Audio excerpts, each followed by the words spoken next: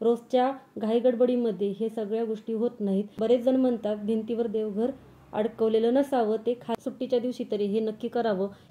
आजची आपली अशी रेसिपी आहे की ज्यामध्ये प्रोटीन्स आणि फायबर्स भरपूर असतात। म्हणजे आपली आजची रेसिपी आहे ती चण्याची।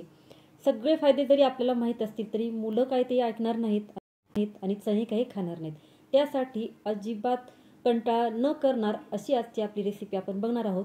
पण आज एक गंमत झाली की रेसिपी करायची हे ठरवलं, रोजच्या प्रमाणे सगळ्या गोष्टी सुरुवात होत्या, पण काय माहीत कसं काय मनात आलं, पण रोजची कामं आवरता मनात आलं की आज देवपूजा करताना चला व्हिडिओ करायला सुरुवात करावी का, कॅमेरा लावावा का।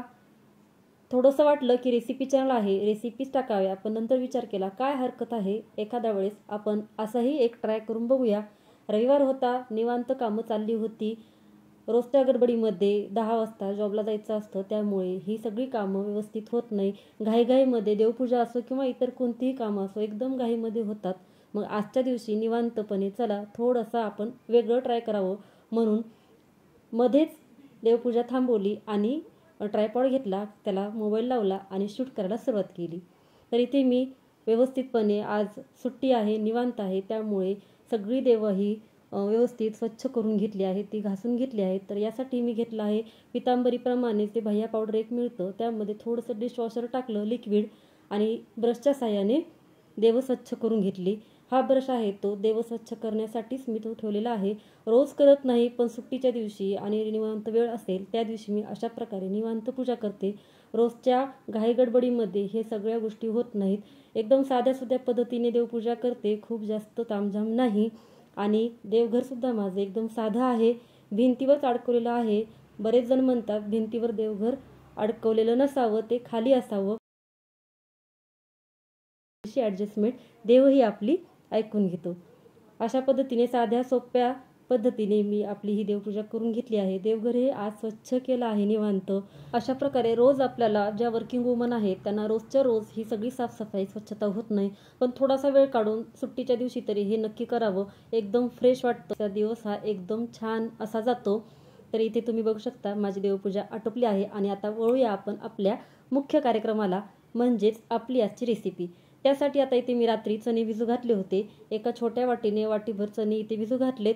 आता मिक्सरच्या भांड्यामध्ये हे चणे घ्यायचेत आणि त्यामध्ये आता त्याच वाटीने एक वाटीभर आपल्याला रवा घ्यायचा आहे। रवा व्यवस्थित चाळून घेतला आहे, बारीक रवा घेतला आहे, या जागी तुम्ही जाड रवा सुद्धा घेऊ शकता।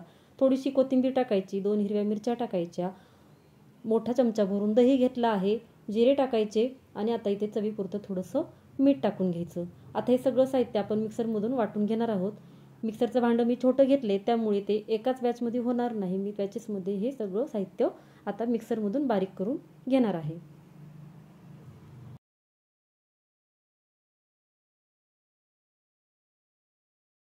आता हे सगळं साहित्य व्यवस्थित बारीक झाल्यानंतर तुम्ही ते बघू शकता कोथिंबीरीमुळे याला रंग खूप छान आला आहे आणि तुम्ही नक्की ही रेसिपी ट्राय करा, मुलांना अजिबात ओळखू येणार नाही की ही रेसिपी नेमकं कशाची बनली आहे। या मिश्रणामध्ये रवा आहे, त्यामुळे हे झाकून मी बाजूला ठेवला आहे, त्यामुळे रवा छान फुलेल। आता मिक्सरच्या भांड्यामध्ये आपण छोट्याशा प्रमाणात पटकन अशी चटणी करून घेणार आहोत। त्यासाठी भाजलेले शेंगदाणे घेतलेत, 2 हिरव्या मिरच्या, थोडीशी कोथिंबीर, जिरे, चवीपुरतं मीठ टाकलं आहे आणि छोटा चमचा भरून दही टाकलं आहे। पाणी टाकून आता हे सगळी चटणी आपण इथे तयार करून घेतली आहे। तुम्ही बघू शकता, जर दह्याच्या ऐवजी तुम्हाला लिंबू आवडत असेल तर तुम्ही लिंबू सुद्धा यामध्ये टाकून करू शकता। आता इथे आपण तडका देणार आहोत, त्यासाठी तडका पॅनमध्ये तेल गरम करून त्यामध्ये मोहरी आणि कढीपत्ता टाकून घेतला आणि इथे मस्तपैकी आपली इथे ही चटणी एकदम टेस्टी अशी चटणी तयार आहे।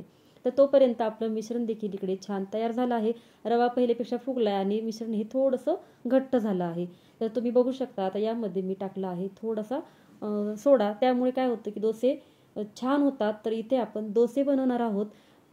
मी हा डोसा जेव्हा बनवला तेव्हा मुलांना अजिबात ओळखू आलं नाही की हा डोसा नेमकं कशाचा बनला आहे, त्यामुळे आपल्याला ह्या छोट्या मोठ्या गोष्टी अशा मुलांपासून लपवून कराव्या लागतात। मुलांच्या आरोग्यासाठी सगळ्या गोष्टी आपण त्यांना पुरवण्याचा प्रयत्न करतो, त्यामुळे ही रेसिपी देखील तुम्ही नक्की ट्राय करा, मुलांना खूप छान आवडेल आणि आठवड्यातून तुम्ही 1-2 वेळेस नक्की कराल, जास्त कष्ट घ्यावे लागत नाहीत, त्यामुळे काय तुम्हाला टिफिनसाठी सुद्धा एक सोपा ऑप्शन इथे तयार आहे। तर आता तुम्ही बघू शकता डोस्याप्रमाणेच आपण हे सगळं व्यवस्थित पसरवून घेतलं आहे. वरून थोडंसं तेल लावून घ्यायचं आणि आता हा मी दोन्ही बाजूनी डोसा भाजते. तर तुम्ही दोन्ही बाजूनी डोसा भाजत नसाल तर काही हरकत नाही, एकाच बाजूने भाजून सुद्धा खूप छान होतो.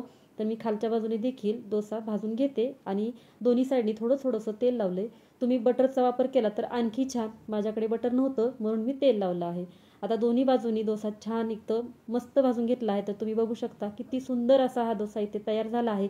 खूप छान लागतो, टेस्टी लागतो आणि क्रिस्पी तर अप्रतिम होतो. खूप छान इथे क्रिस्पी बनतो. तर तुम्ही बघू शकता अशाच प्रकारे मी सर्व डोसे बनवून घेतले आहेत. लंच टाईम असो किंवा डिनरला सुद्धा कंटाळा आला की तुम्ही हे बनवू शकता आणि टिफिनसाठी तर एकदम अप्रतिम असा हा ऑप्शन आहे. मुलांना फायबर्स, प्रथिने आपण सगळे त्यांच्या आरोग्यासाठी ज्या ज्या महत्त्वाच्या गोष्टी आहेत त्या आपण मुलांना अशा प्रकारच्या छोट्या मोठ्या आणि एकदम त्यांच्या आवडीच्या रेसिपीमधून पुरवू शकतो. तर तुम्ही नक्की ट्राय करा. कशी वाटली कमेंट बॉक्समध्ये सांगायला विसरू नका.